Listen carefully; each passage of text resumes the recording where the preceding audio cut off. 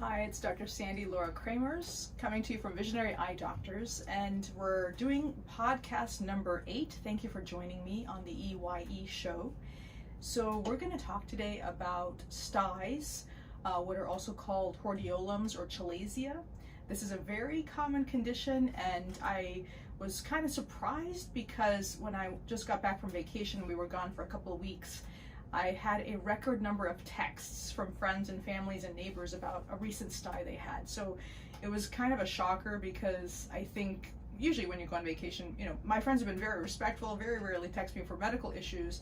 But as we were heading to the airport, the first text came, emergency neighbor, kind of like, please help me. I'm having a red bump. It's very tender. It's starting to get really swollen. It's starting to hurt. What do I do?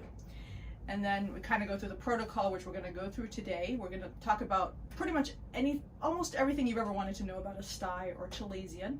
And then when we're in the airport, second text, kind of, I have this stye. It's been there for a few weeks. It's really getting worse. It comes and goes. What I do. The best text was as we were taking off, a friend of mine texted me and said, it's really swollen. This is, killing me. What do I do? And so I'm trying to text, this is what we need to do. I need to call in prescription to the pharmacy. Stewardess is saying, lady, please turn off your cell phone, that kind of thing. So obviously this has kind of become an issue. And then one of the key ones that made me want to do this podcast was when we were actually climbing the Alps and we had very little Wi-Fi. And a text came through of a stye. I was like, that's it. I'm going to make a podcast that I will refer patients to for the rest of my life, that if you have a stye, this is exactly what you do first. So we're going to go through what you do first, then we're going to talk about treatment, we'll talk about what a stye is, and then we'll talk about prevention. So those are kind of the key things we'll do. So let's say you're tuning in and you have a little bump on the eyelid, and these can be very painful. They can really kind of ruin your day, sometimes your week. So the first thing you do, the first thing I do is I get a pot of water, hot as you can stand it without burning your skin. I will use my finger or like a towel or a paper towel if I'm at work. As soon as I feel any bump or any tenderness, when you touch your eyelid, you should feel no tenderness. And if you are rubbing against your eyelid, your upper and lower, and you feel a tender spot, it means the meibomian gland is clogged. These are these glands that look kind of vertical, like white piano keys we've talked about in previous podcasts and videos, that should not get clogged. They allow the oil to come out so you don't feel your eye. So when there's a pressure, meaning the orifice, the opening is clogged, there's a pressure buildup, and that will basically cause this swelling and pain.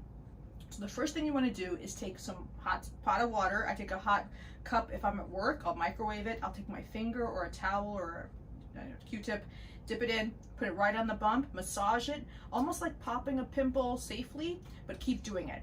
When it gets cold, dip it back in. And you're focally right on that bump. And I tell people 100 to 1,000 times a day. And the reason why I say that is because if you get on top of it at moment 1, an hour 1, day 1, you're gonna save yourself a lot of misery. If you wait even 1 or 2 days, scar tissue sets in at that orifice, and the chance of needing a surgery or a surgical procedure is much higher. So you want to get on top of it right away. And if you do not have time to deal with it, you're too busy, you don't have time, we're going to go through the options. So number 1 is warm compresses, a lot of heat, as often as you can without burning the skin. So the goal is to not burn your skin, because if you burn your skin, you won't be able to do any more heat. So you want to kind of find that balance. And every patient's a little different based on their skin type. Some people can tolerate a lot of heat. People with rosacea may not be able to tolerate a lot of heat. So they might have to do a lot of heat, but then cool on it because it makes their skin very red. So that's number 1. Number 2 is massaging. You massage it, try to milk it out. It's like kind of milking a cow. You're trying to milk each gland to kind of push it out. So you're just gently pushing. The pushing is technically kind of going from the bottom part to the upper part on the lower lid margin. And on the upper lid margin, you're kind of going from the top to the bottom. That's the orientation of the glands. So on the bottom lid, the glands point upwards. That's where the oil comes out, is at the tip, at the top. On the upper glands, they're pointed downward, and they kind of go, the orifice is at the bottom. So you're kind of trying to massage that way. When I'm cleaning my eyelids routinely, I just clean vertically. I use my fingers and I just kind of push and vertically checking to make sure I have no pressure in the glands, that there's no stye forming. So if you see a friend and you see there's a little redness on their eyelid, say something. Sometimes people don't notice until it's too late. and then they can have a lot of discomfort from this. So you want to push and massage without hurting your eyeball.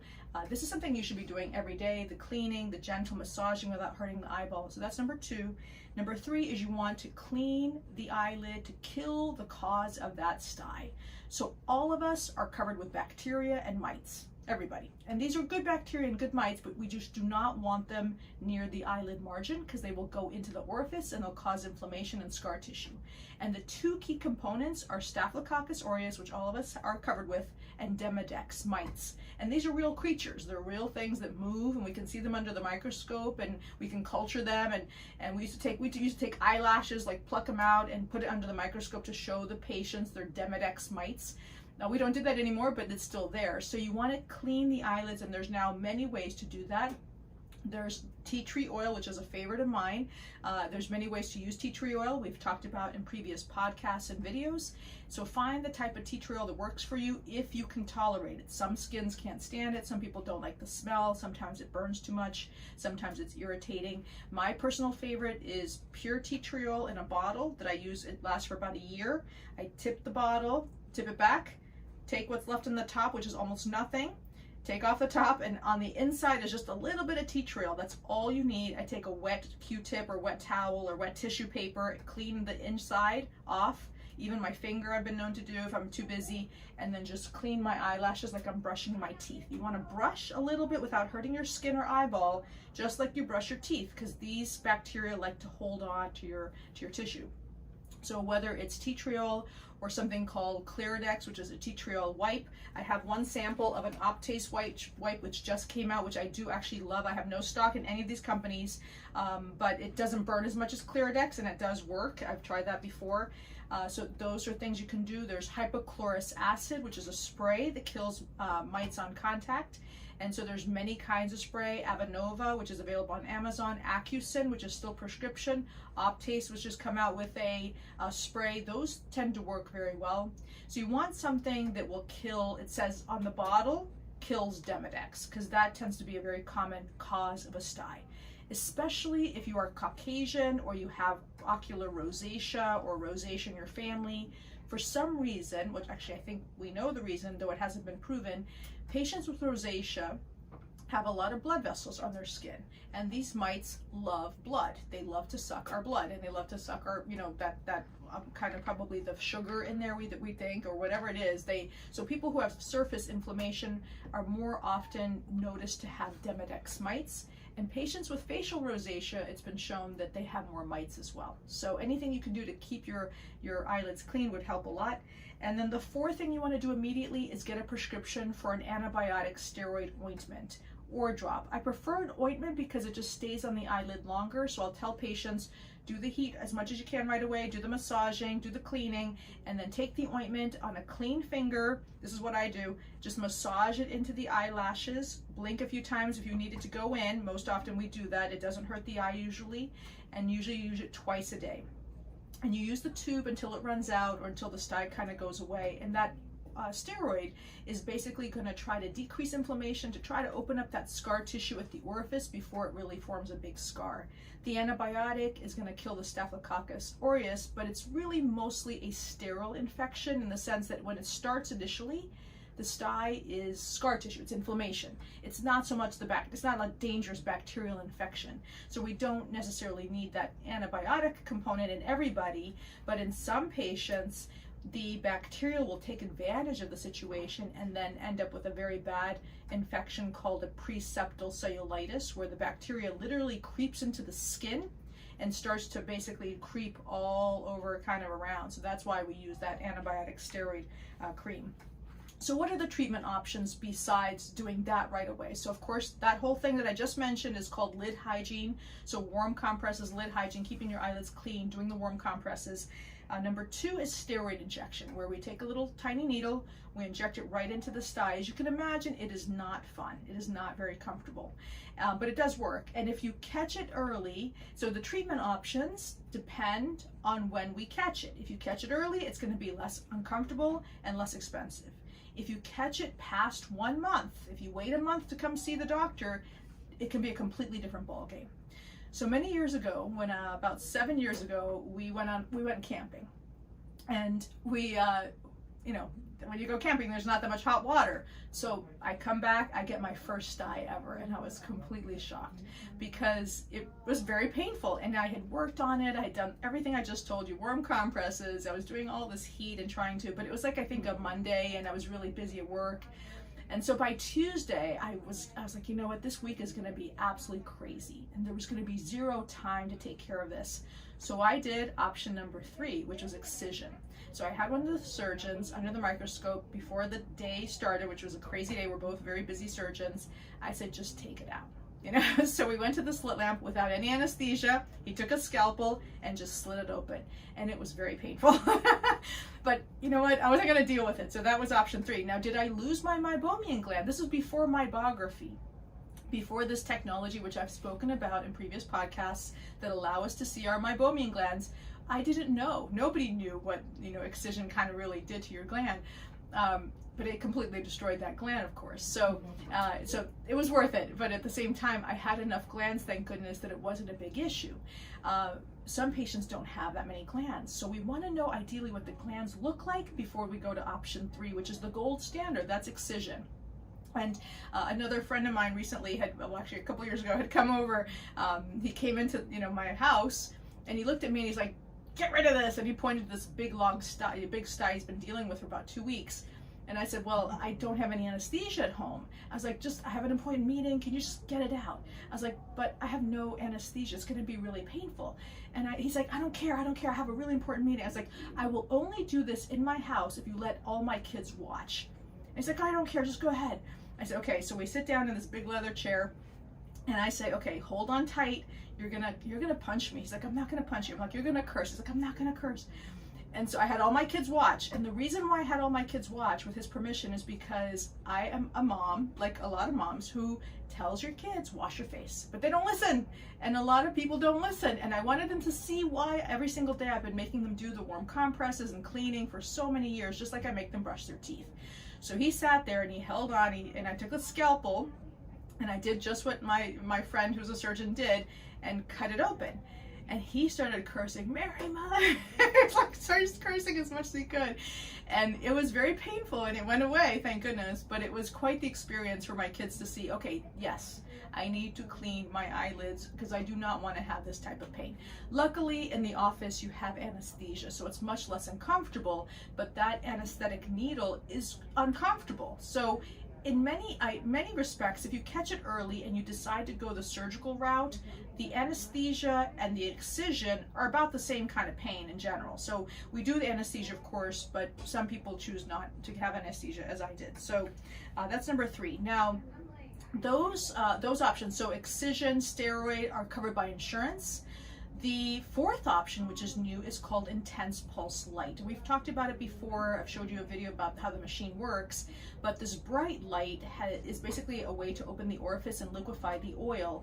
And so we've treated now about 20 patients with acute Styes, which is basically meaning it just recently happened, the closure, and we can open it.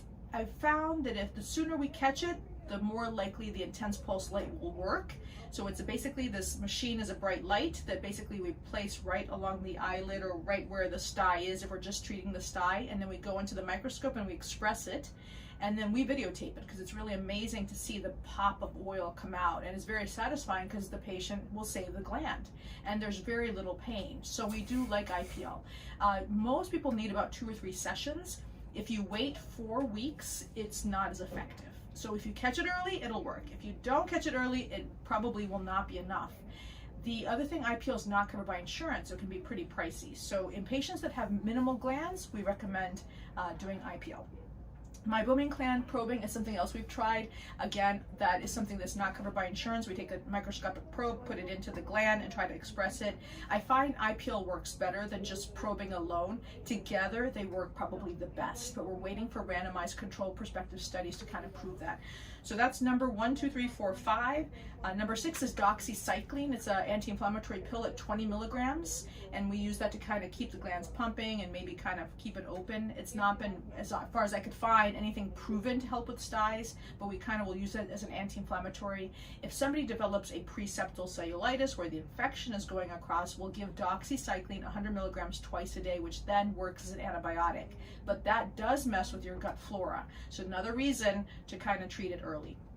Things like inserting autologous serum, platelet-rich plasma, cord blood serum, stem cells, I have not done yet, and I don't think anyone in the world has done that. So what is a Stye? So Stye, which can be spelled S-T-Y or S-T-Y-E, also known as a hordeolum, is an acute inflammation. So the meibomian gland is a sebaceous cell, just like your, if you have acne, you have obviously, kind of pimples and stuff. That's a holocrine cell, meaning the oil, when the cell produces oil, the whole thing pops open and produces its oil. And so when there is inflammatory cells that go into the gland, it can form scar tissue. So really, it's what's called a lipogranulomatous inflammation, one of the most common inflammations in the entire body. And it's the fat, the lipo is the fat, the granulomatous is an inflammation.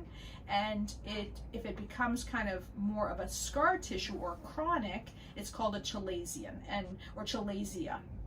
And so that is what we're talking about. So that's the whole component of this. And so we're trying to decrease that inflammation just in general. And the prevention of it is also crucial. So like I mentioned, keeping your eyes clean, blinking a lot. The reason why I got so many texts on my vacation is because a lot of people are on screens, like I mentioned to you before.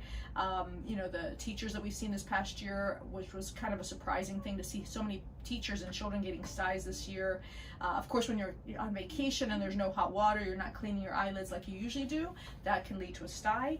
I'm all for diet, of course, the less sugar. I'm convinced, though this has not been proven, the less Demodex, the less bacteria maybe. So that's important. So the cleaning, the tea trowel, the blinking, the warm compresses, that's how you basically prevent it.